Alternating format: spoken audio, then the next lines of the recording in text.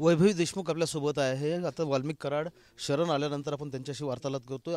कुटुंबीय देखील देशमुख कुटुंबीय आपल्यासोबत आहेत। मला सांग, काय प्रतिक्रिया आहे तुझी? आता पहिली, वाल्मिक कराड जो आहे तो शरण आलेला आहे पोलिसांनी, तो म्हणतोय की मी जर दोषी असेल तर मला शिक्षा झाली पाहिजे। त्यांचंच म्हणून नाहीये, आम्हाला सगळ्यांना एकच वाटतं की जे कोणी आरोपी असतील त्यांना लवकरात लवकर अटक करून त्यांना कठोरात कठोर कारवाई द्यावी आणि माझ्या वडिलांना न्याय मिळवून द्यावा। आणखी 3 आरोपी जे आहेत यामधले ते आणखी फरार आहेत, त्याबद्दल काय मागणी?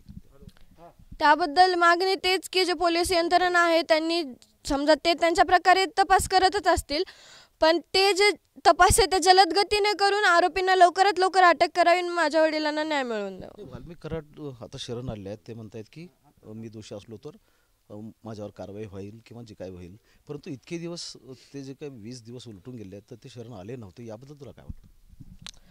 आता ते कुठे होते काय होते याबद्दल तर आपल्याला काही माहित नाही, आणि जर ते आरोपी असतील तर त्यांना पण त्यांच्यावर पण गुन्हा झाला पाहिजे आणि त्यांना पण कठोरात कठोर कारवाई झालीच पाहिजे।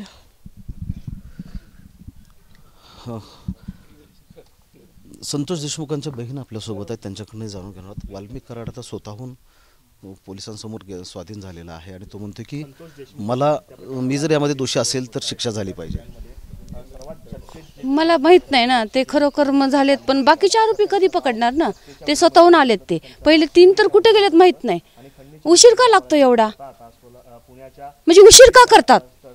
22 दिवस झालं माझ्या भावाला, म्हणून म्हणजे कशी हत्या झाली, का उशीर करतात? गेली 20 दिवस ते फरार होते आणि आता पोलिसांसमोर येत आहेत, काय वाटतं याच्यामध्ये काय राजकारण असू शकतं? माझ्या भावाने राजकारणाचा विषय आम्हाला माहितच नाही, तो सर्व समाज देऊन नाही का, असं म्हणजे तो दुःखात सगळ्यांचा सामील होऊन मला काहीच माहित नाही। राजकारण हे मी काहीच सांगू शकत नाही। एक तर माझी तब्येत ठीक नाहीये, एवढंच की न्याय माझ्या भावाला मिळाला पाहिजे। वेळ का लागते? सत्य एवढ्या देव माणसाला म्हणजे अशी कृत्य होते देव माणसाशी, तर का वेळ का? म्हणजे सरकार पण लवकरात लवकर हे करत नाहीत। वाल्मिक कराड आता पोलिसांसमोर शरण गेले आहेत, अटक झालेली आहे त्यांना, मात्र आणखी 3 आरोपी जे आहेत ते फरारच आहेत। मग त्यांनी लवकरात लवकर पकडावं ना, हे स्वतःहून आलेत ना, मग त्यांनी लवकर पकडायचं ना असं त्यांना। कॅमेरामन विनोदसह महेंद्र जोंधळे, TV9 मराठी, बीड।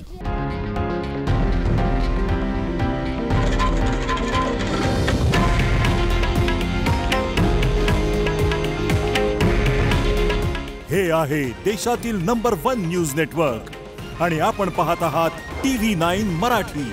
काळजी तुमची, हित महाराष्ट्राचं।